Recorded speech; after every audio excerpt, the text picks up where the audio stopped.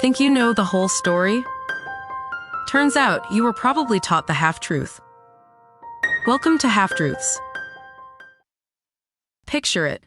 You can probably smell the chlorine right now. It's the third week of July.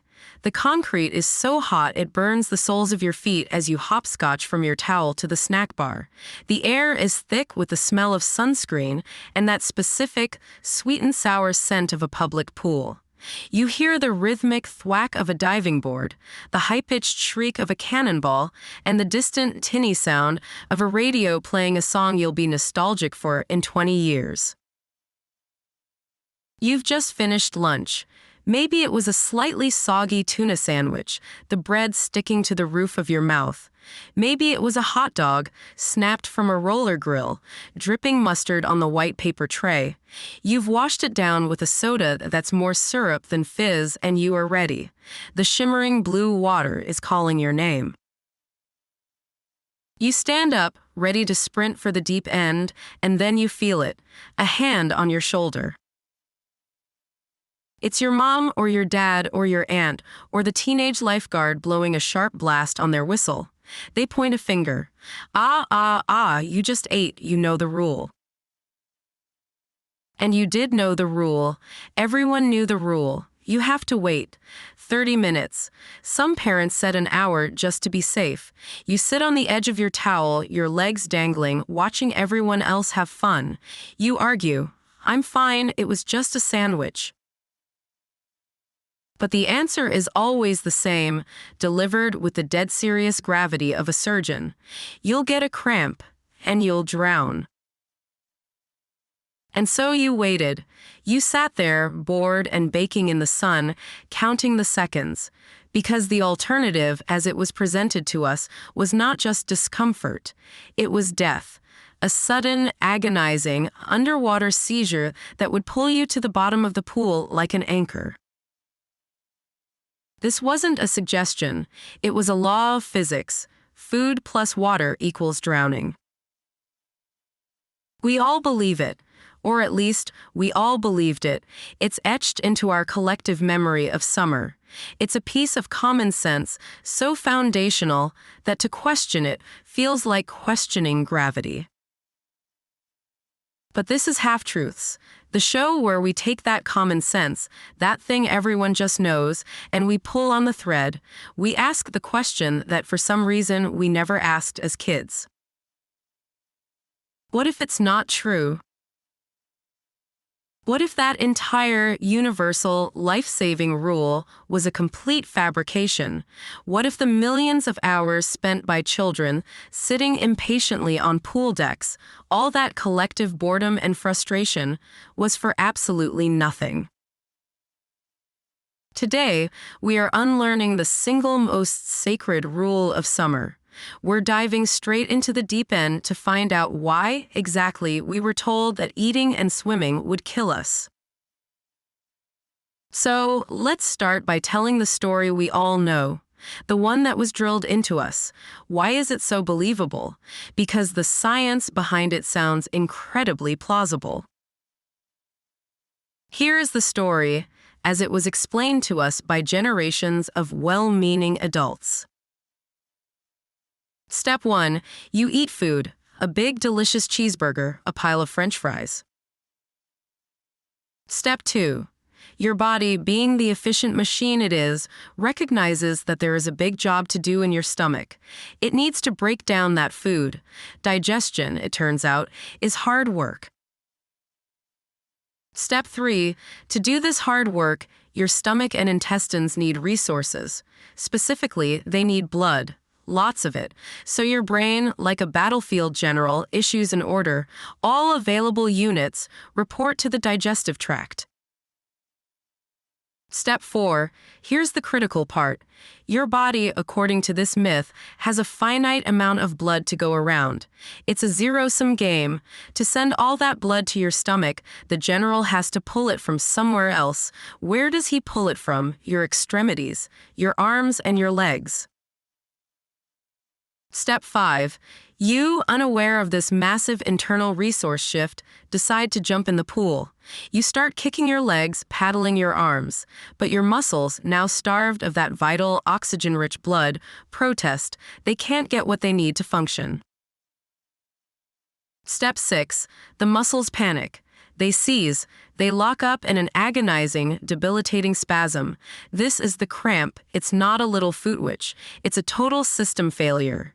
Your arms become useless. Your legs become cement. Step 7. You can no longer tread water. You can't call for help.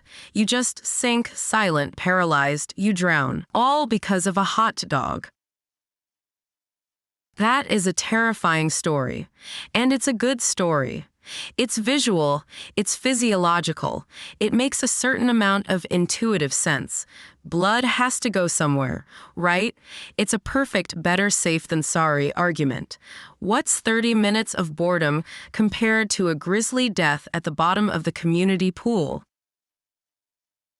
The logic is so clean that it was adopted by virtually every authority figure in our lives: parents, camp counselors, swim coaches, and for a very long time, even the American Red Cross. This wasn't just mom logic. This was official. This was institutional. This was medical fact. And so we never questioned it. The stakes were too high. The story was too strong. But this is where we pull the thread. The first, most obvious question is, if this is so common and so deadly, where are all the bodies? Think about it. Every summer, millions of people eat at beaches, at pools, at lakefront barbecues. And kids, being kids, are terrible at following rules. You know for a fact that you or your friends cheated. You waited 10 minutes and then eased back into the water. You ate a popsicle while in the shallow end. If this food plus water equation was as deadly as advertised, our summers would have been marked by constant, tragic headlines. Local boy drowns following picnic. Coroner confirms sandwich as culprit. Drowning is, tragically, a very real and serious danger. But when you look at the official causes of drowning, compiled by organizations like the CDC or the World Health Organization, you find a very clear list of risk factors. The number one risk factor: lack of swimming ability. Others include lack of barriers like pool fences, lack of supervision, failure to wear a life jacket, and, in a huge number of adult cases, alcohol consumption. You know what's conspicuously missing from every single one of those official reports? Hamburgers, potato salad. Eating in any form is not listed as a primary risk factor for drowning.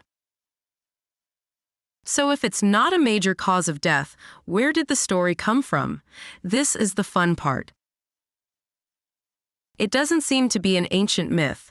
The Romans, who were famous for their elaborate baths, often feasted and soaked at the same time. There's no writing from Hippocrates warning against a post-grape platter swim. The rule seems to be a product of the 20th century, and a big clue to its origin comes from an organization dedicated to preparing boys for the wilderness, the Boy Scouts. In the 1908 foundational text, Scouting for Boys, the founder, Robert Baden-Powell, laid out all sorts of advice for being a proper, healthy scout. Tucked in there is a section on swimming, which he calls bathing. He warns that a scout should not bathe for at least an hour and a half after eating a meal. Why? He writes, because of the danger of cramps. He also warns that you shouldn't bathe if you're hot or tired. He bundles it all together as general advice for not overexerting yourself. This is where the seed is planted. An authoritative guide for boys, linking eating and cramps. It wasn't a death sentence yet, just a danger. But the idea was too compelling to stay in a handbook. It needed a bigger platform, and it got one: the American Red Cross. For decades, the Red Cross, the gold standard in water safety, included some version of this warning in its manuals. Their advice was generally to wait an hour. They taught this to lifeguards. They taught this in swim classes. And their reasoning was exactly the story we all heard, that digestion diverts blood from the extremities, leading to cramps and drowning. The Red Cross believed the plausible-sounding science of the day. So now you have the Boy Scouts and the Red Cross, two of the most trusted organizations in the country, both promoting the same idea. It becomes gospel. It's no longer a suggestion, it's a medical directive.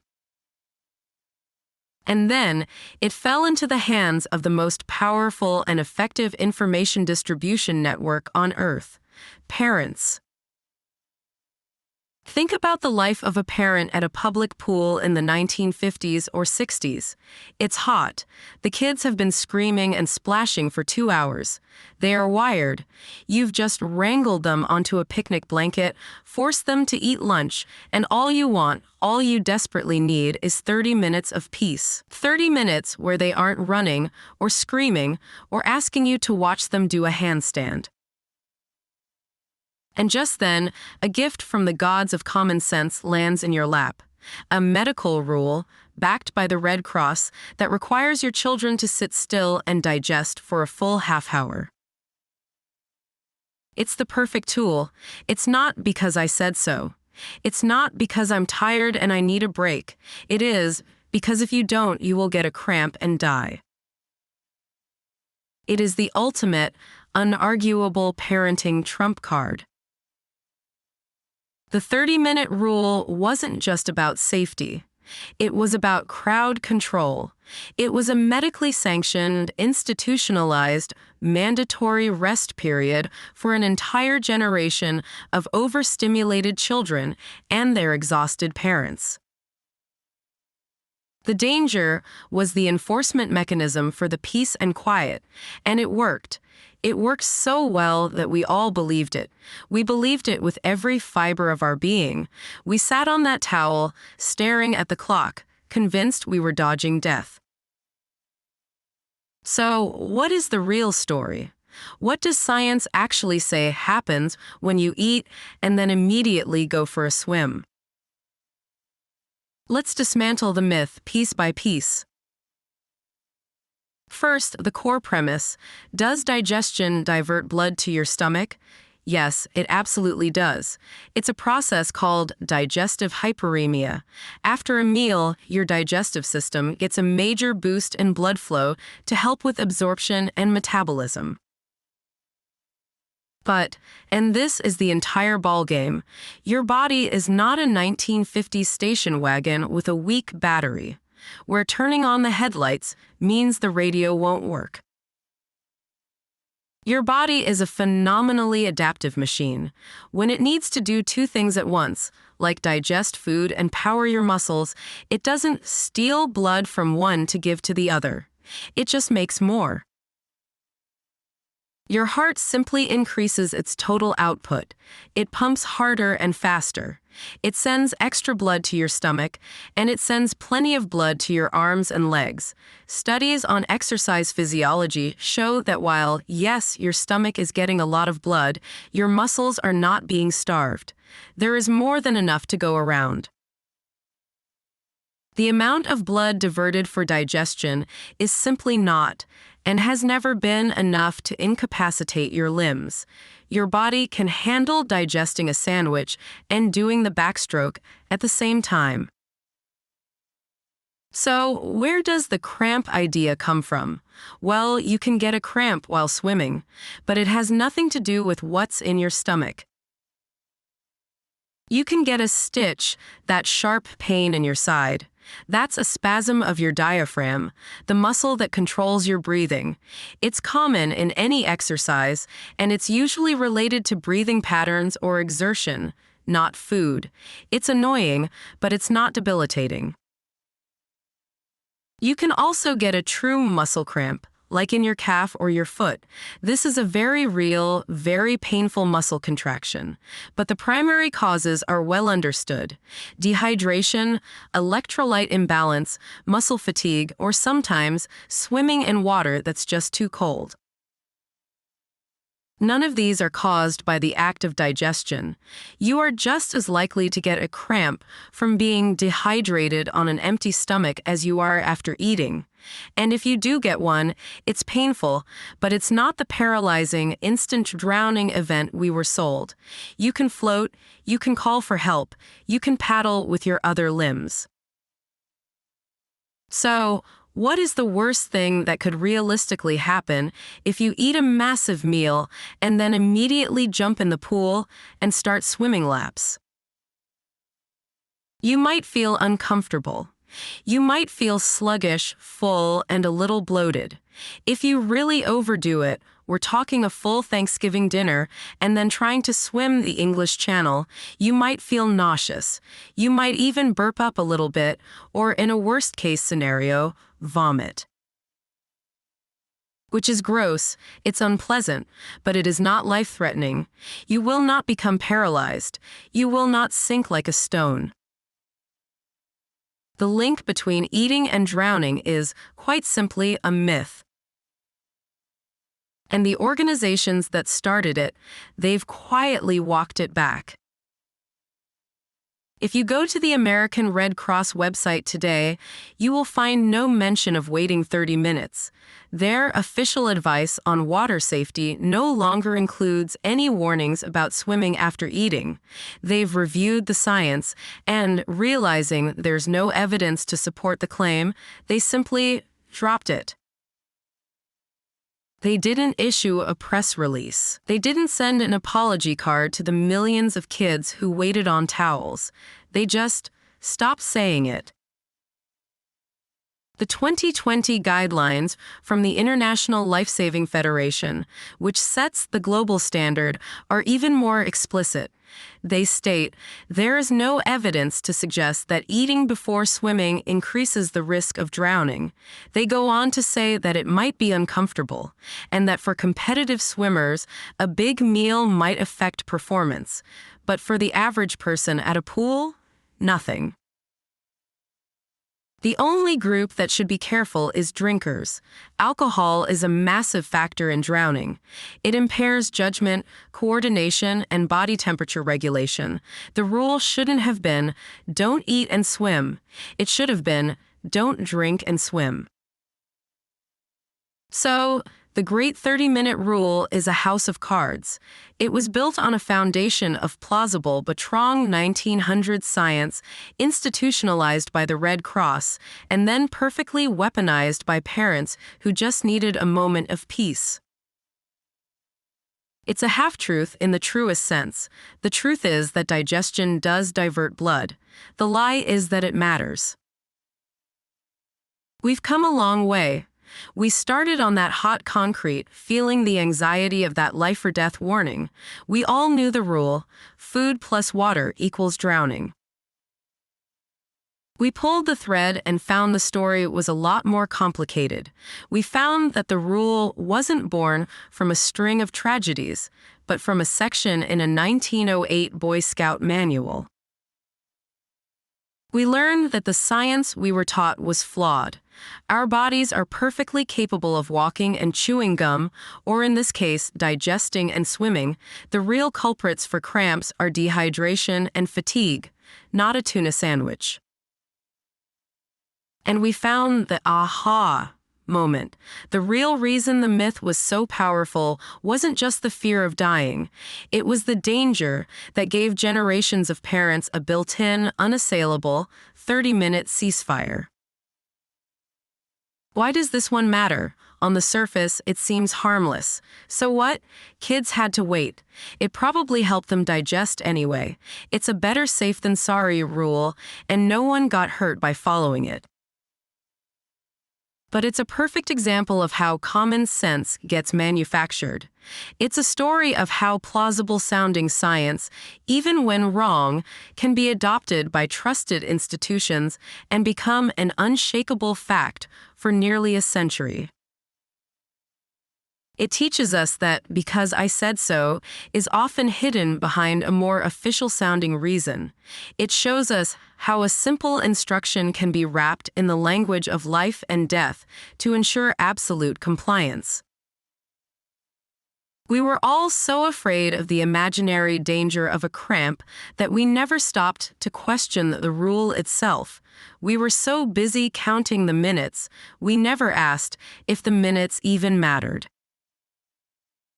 The 30-minute wait was a ghost story, told in broad daylight, that we all agreed to believe.